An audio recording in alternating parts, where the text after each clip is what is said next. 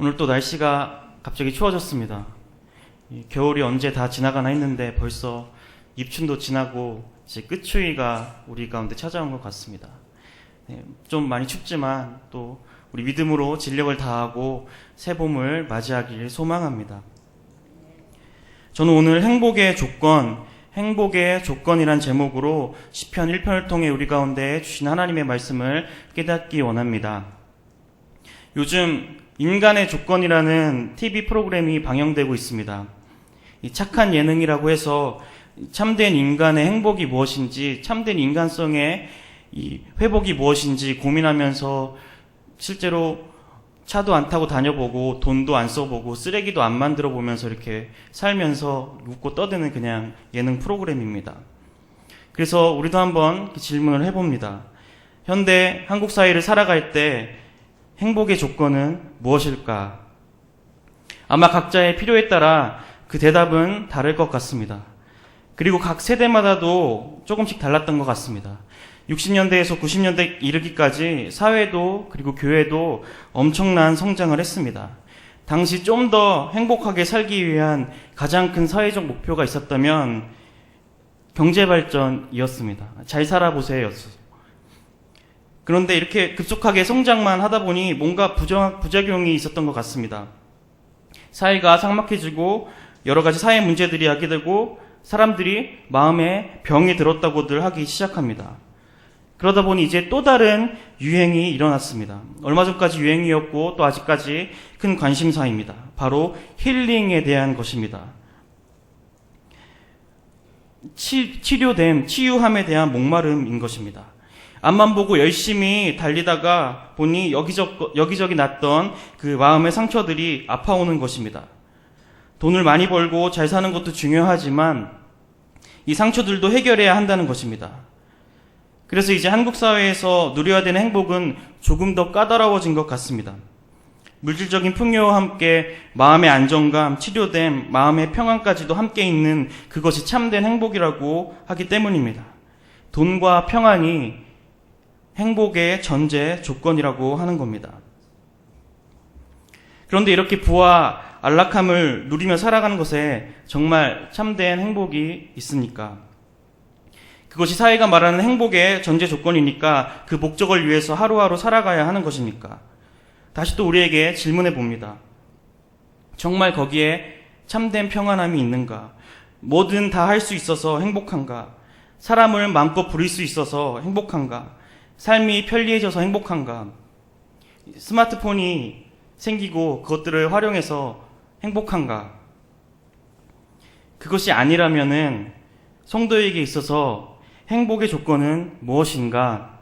오늘 시편 1편을 통해서 이 진정으로 성도가 행복한 조건이 무엇인지 함께 깨닫기 원합니다.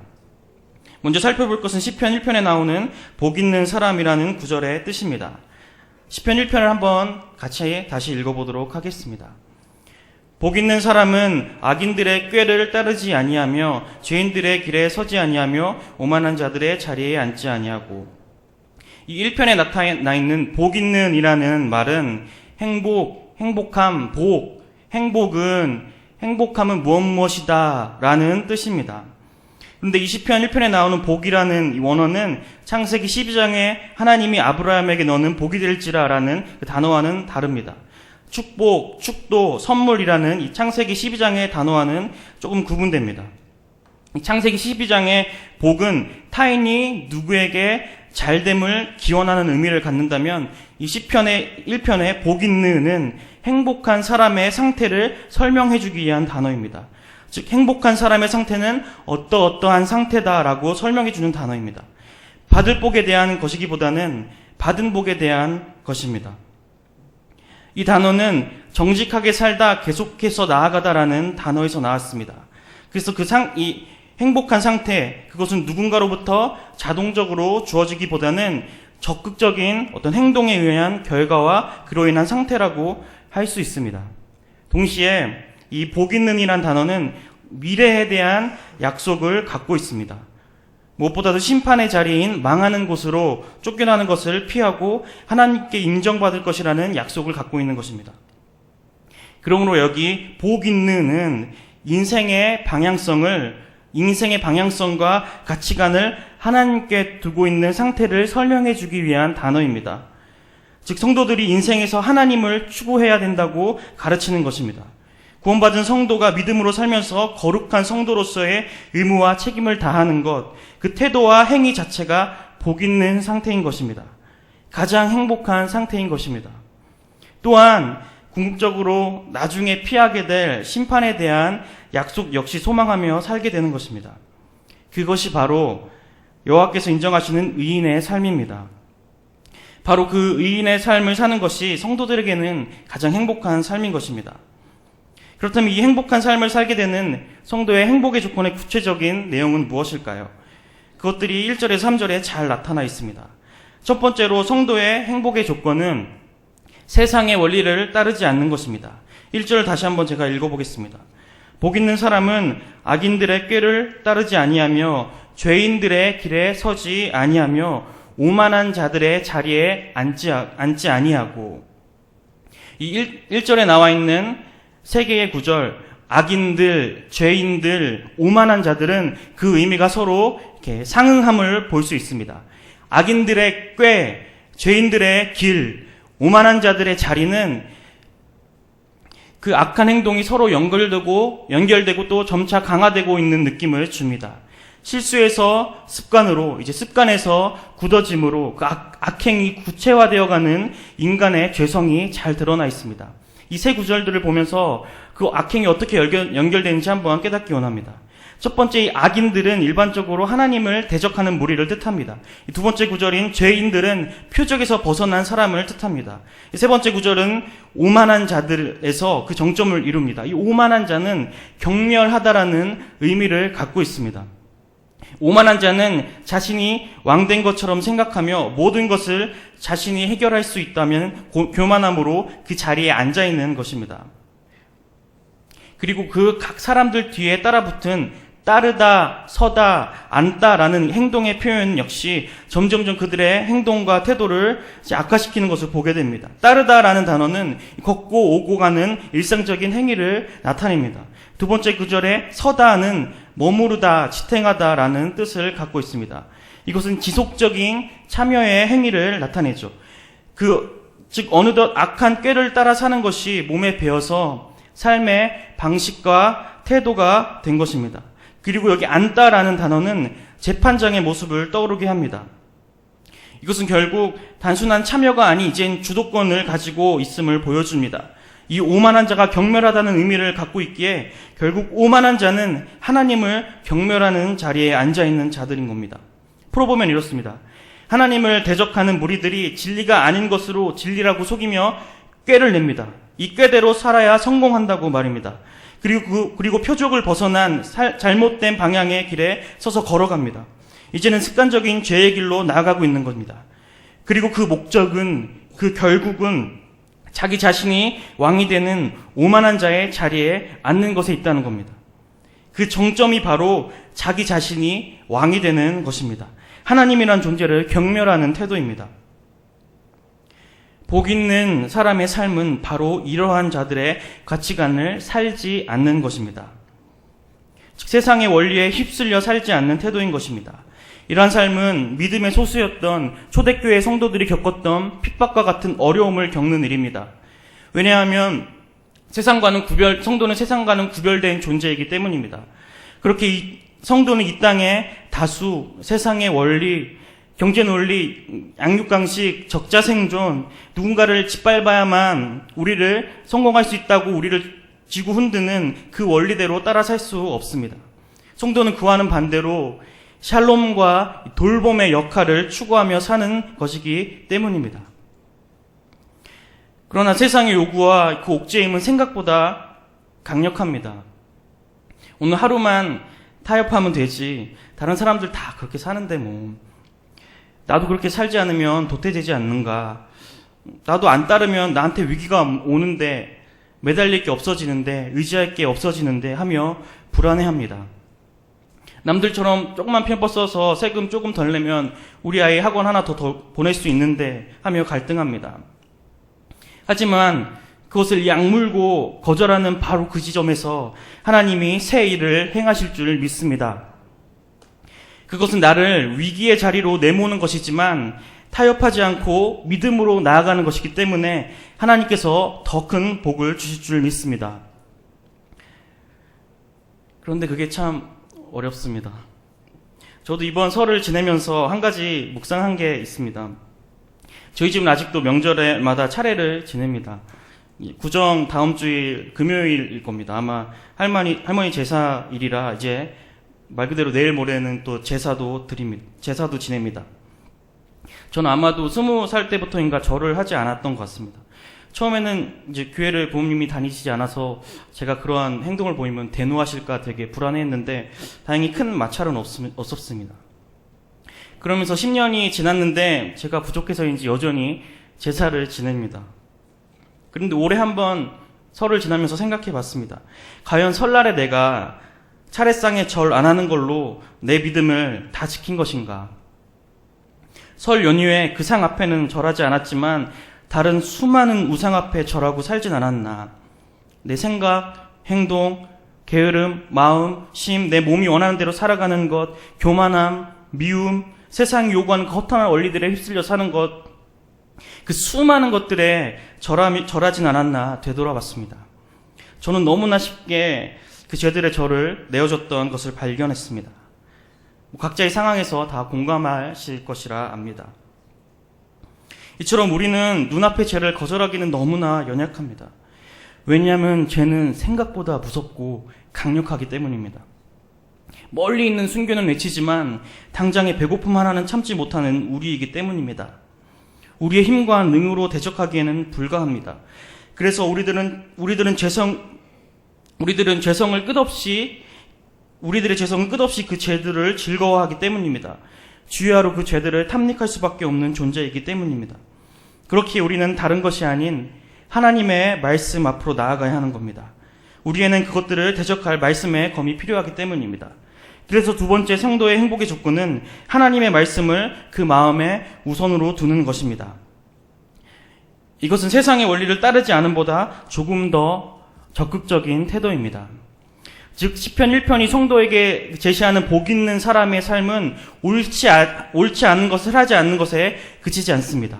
앞서 살펴본 1절이 죄된 것을 거절하는 태도로 복 있는 자에 대해 설명한다면 2절은 진리 앞에 적극적으로 나아가는 태도에 대해 설명합니다. 2절 함께 한번 읽어보겠습니다. 오직 여호와의 율법을 즐거워하여 그의 율법을 주야로 묵상하는도다. 이 2절의 중심에는 율법이라는 단어가 있습니다. 그리고 즐거워함과 묵상함이라는 단어가 있습니다. 이것이 대구되어서 이렇게 기록되어 있습니다. 2절에 기록된 율법은 작게는 오경, 크게는 구약성경 전체를 가리킬 뿐만 아니라 신약을 포함한 하나님의 계시 전체로서 우리에게 주신 교훈을 나타냅니다. 성도는 이 하나님의 말씀을 통해 하나님이 누구신지 깨닫게 됩니다. 하나님이 성경을 통해 자신을 계시하셨기 때문입니다. 또한 성도가 살아가는 태도에 대한 지침과 교훈이 담겨져 있는 것이 성도입니다. 그렇기에 바로 이 하나님의 말씀을 소유하는 것을 즐거워하는 삶이 복 있는 사람의 삶입니다. 성도의 행복의 조건입니다. 그러므로 복 있는 자는 결국 하나님의 말씀을 기쁨으로 여기며 그것을 주야로 묵상하는 자입니다. 주야로 묵상할 때 주야로 죄에 빠지지 않을 수 있습니다.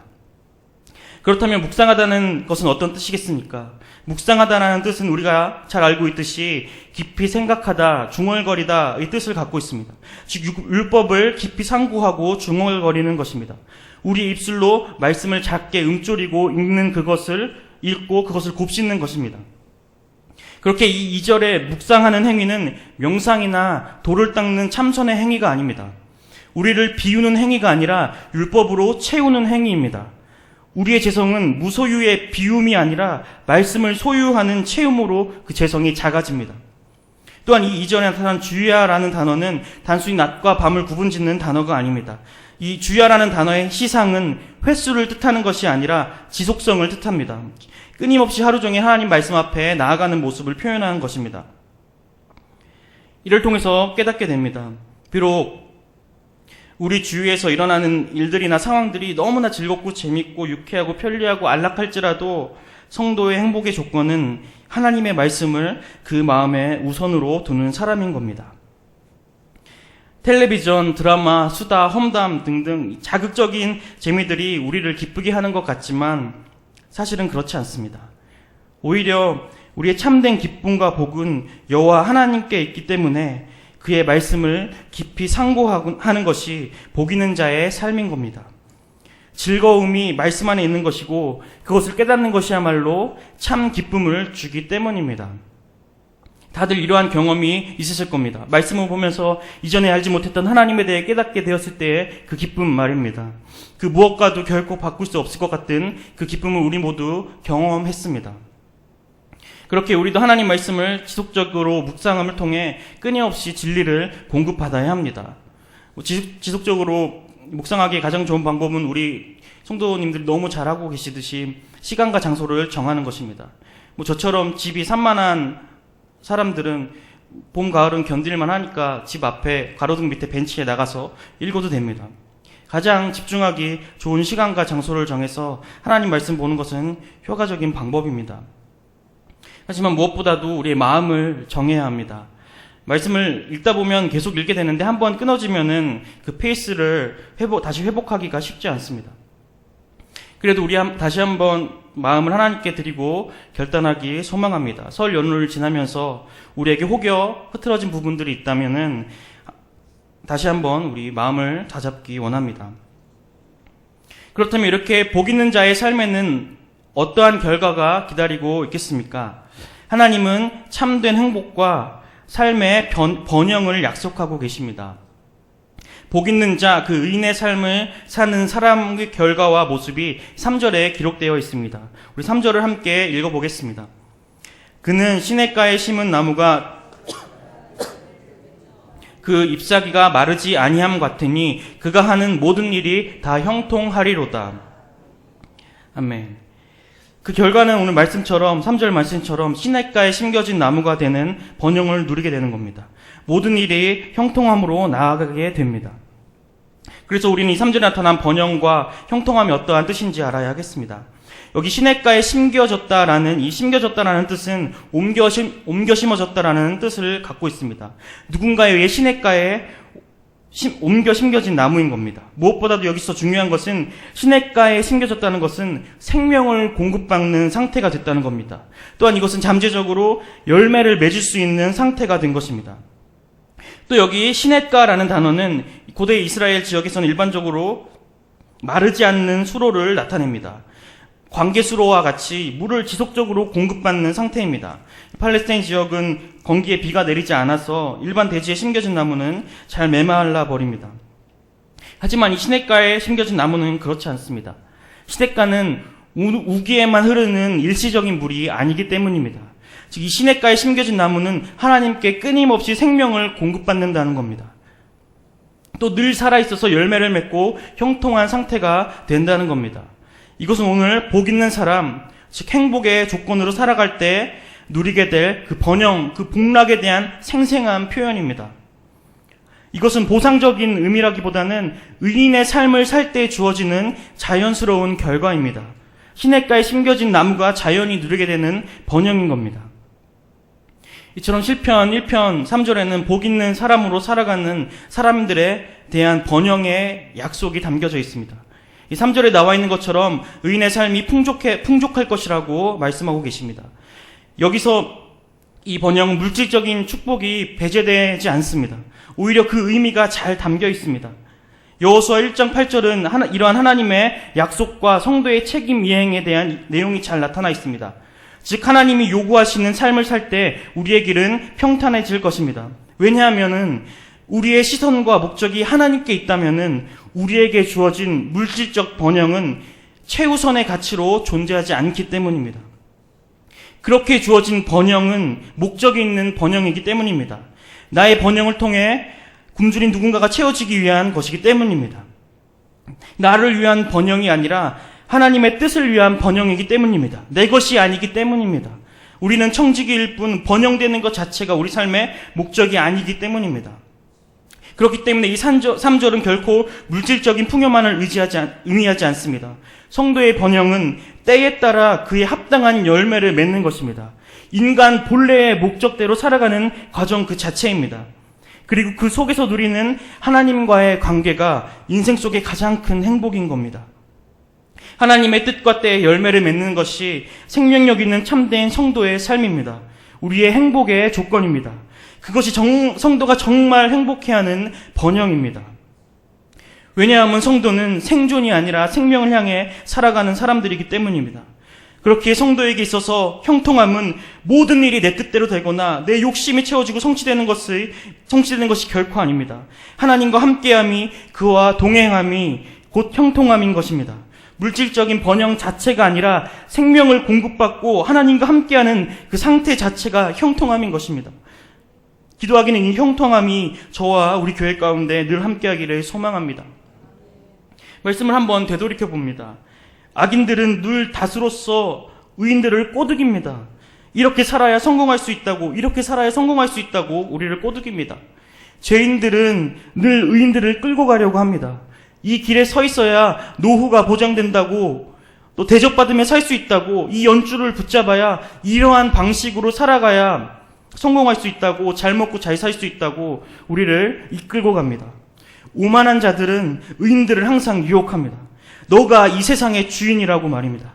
그 어떤 진리도 사실은 존재하지 않는다고 유혹합니다. 참된 인간성의 회복은 인간의 자율성이 회복될 때만 가능하다고 외쳐댑니다. 하나님께 복종하고 예수님을 믿는 행위는 나약한 인간들이나 하는 종교 행위라고 참소합니다.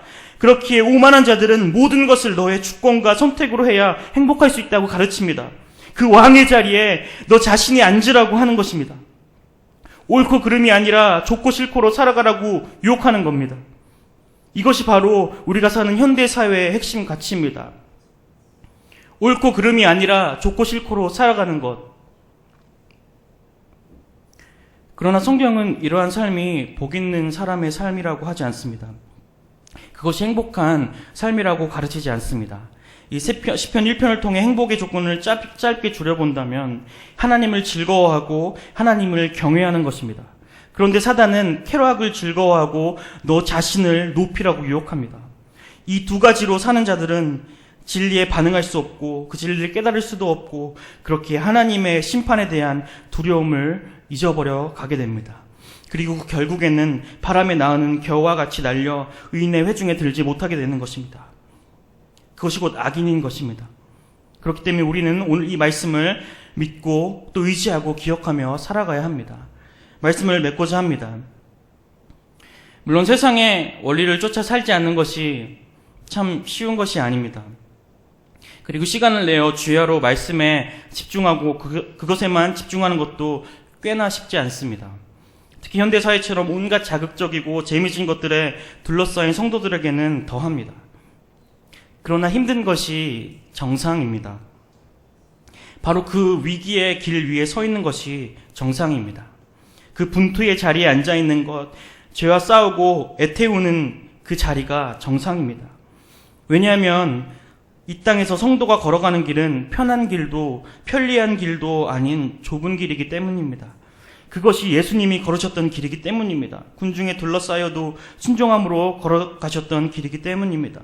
죽기까지 순종하시고 성부 하나님과 친밀한 관계 가운데 사셨던 분이신 예수님, 온전한 의인의 길을 걸으셨던 예수님, 그 사단의 광야 시험을 거절하셨듯이 우리도 세상의 헛된 원리들을 거절하기 원합니다. 진리이신 예수님과 동행하기 원합니다. 우리의 어려움 이미 그 길 걸으신 주님께서 능히 다 아십니다. 위로하십니다. 중보하십니다. 이 복 있는 사람의 삶의 길 위에 저와 여러분이 늘 서 있기를 원합니다. 그래서 그 인생 여정 끝에 우리 삶을 돌보시고 살피셨던 하나님 아버지 배울 때 수고했노라 칭찬받는 복 있는 사람의 삶을 살기를 소망합니다. 우리 함께 기도하겠습니다.